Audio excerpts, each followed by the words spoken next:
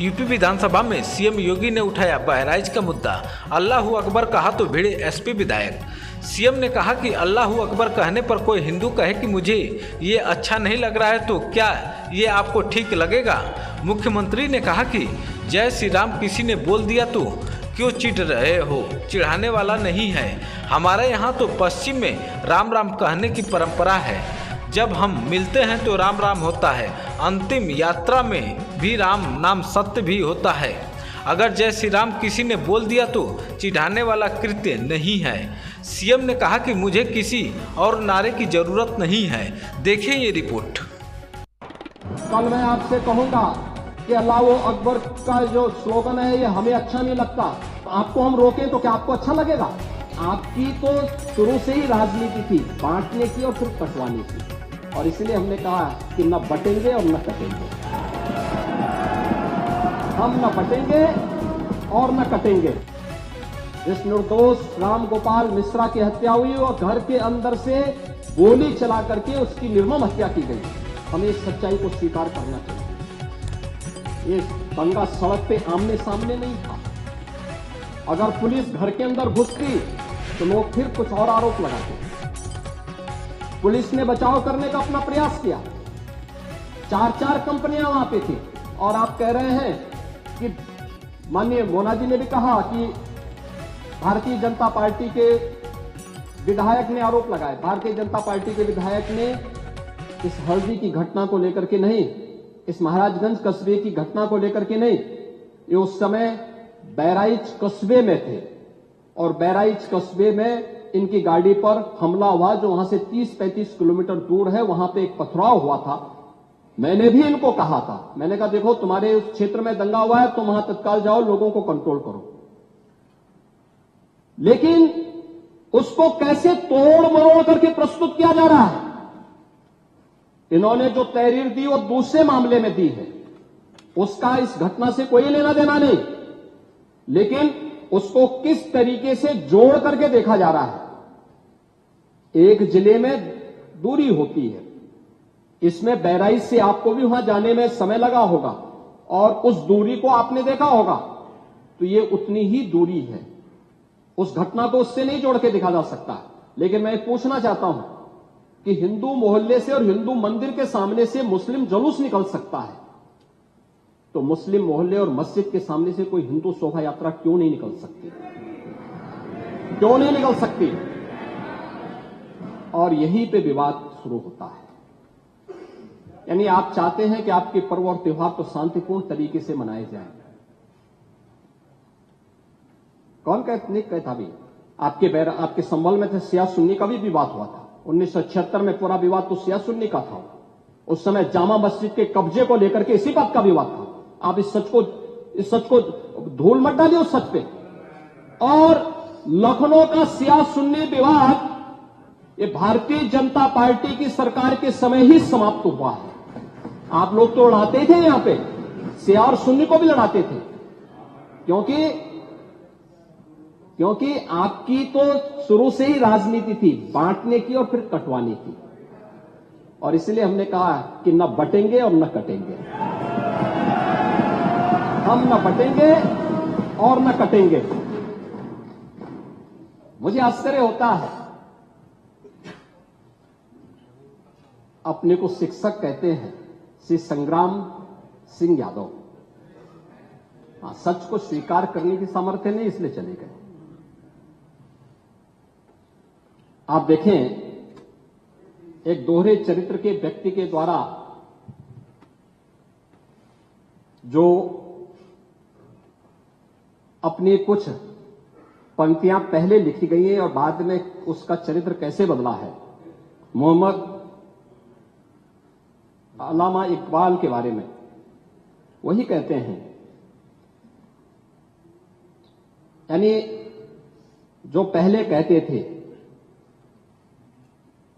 उन्होंने क्या बात कही थी बाद में। मुस्लिम हैं हम, वतन हैं सारा जहां हमारा, चीन वो अरब हमारा, हिंदुस्तान हमारा, तौहीद की अमानत सीनों में है हमारे। दुनिया के बुत कंदों में पहले वह घर खुदा का, तेगों के साये में हम पलकर जमा हुए हैं।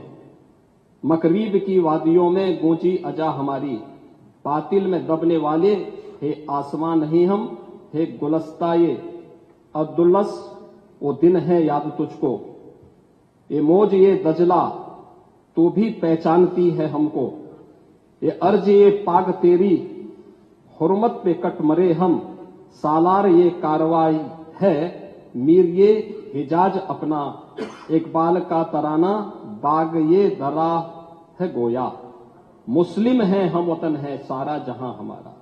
अब आप मुझे बताओ, क्या इकबाल को आप अपना आदर्श मानते हैं क्या? इस इकबाल को मानेंगे क्या? वो अपने को पेशे से शिक्षक कहते हैं। ऐसे शिक्षक छात्रों को पढ़ाएंगे तो दुर्गति कराएंगे।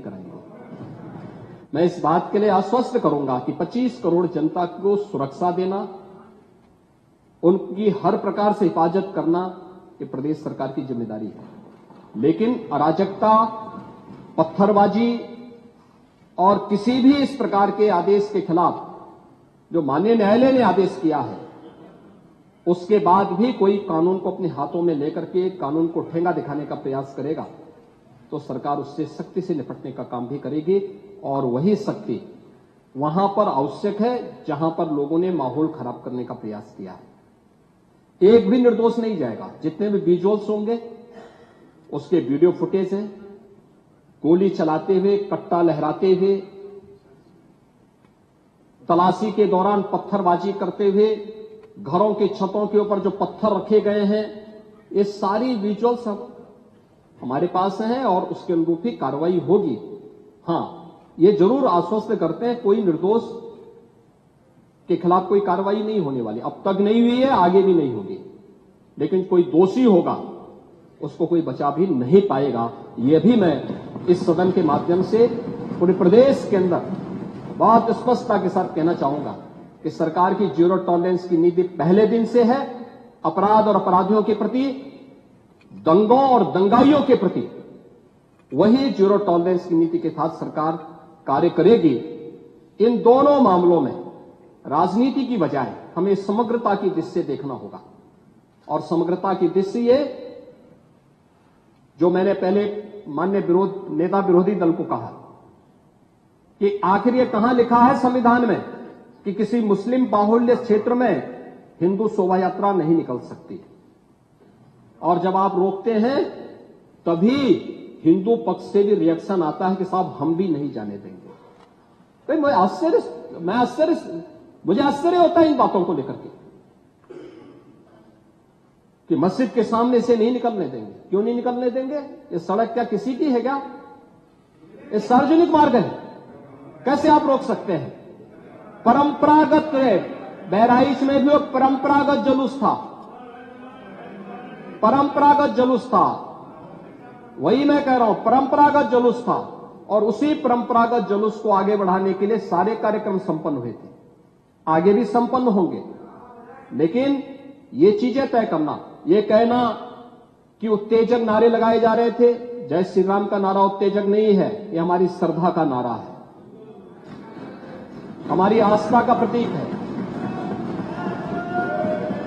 कल मैं आपसे कहूंगा कि अल्लाह अकबर का जो स्लोगन है ये हमें अच्छा नहीं लगता। नहीं, आपको हम रोकें तो क्या आपको अच्छा लगेगा?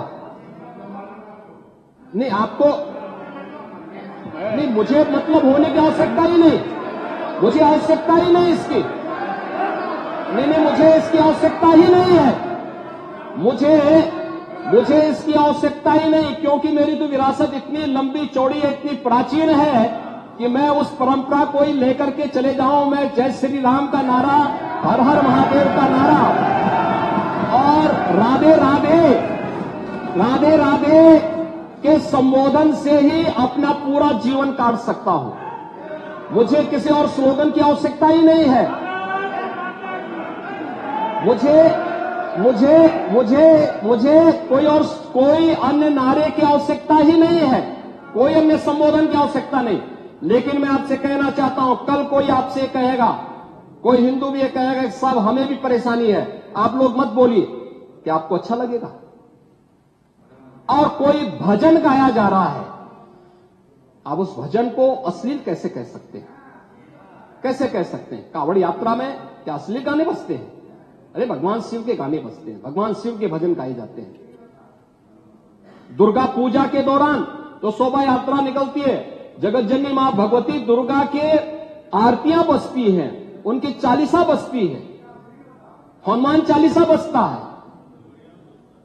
ये हमारे यहां शक्ति के प्रतीक भी है और भक्ति के प्रतीक भी है। नहीं तो वही तो ऐतराज है, समस्या तो उसी बात को लेकर के है, सारा विवाद तो उसी बात को लेकर के है, सारा विवाद तो उसी बात को लेकर के है। और मुझे लगता है आपने बाबरनामा पढ़ा होता तो आप मुझसे बहस करते ही नहीं, जिसमें स्वयं मीर बाकी के द्वारा हरिहर मंदिर तोड़ने का जिक्र किया गया है। क्या बात करते हैं आप? और मुझे लगता है ये जितने लोग यहां पर हैं, ये वहां पे कोई नहीं रहा होगा, लेकिन आपके फोरफादर और फोरफादर के आगे की पीढ़ी उसकी भुगत भोगी रही होगी, इसलिए आज इस स्थिति में आप लोग वहां पे हैं।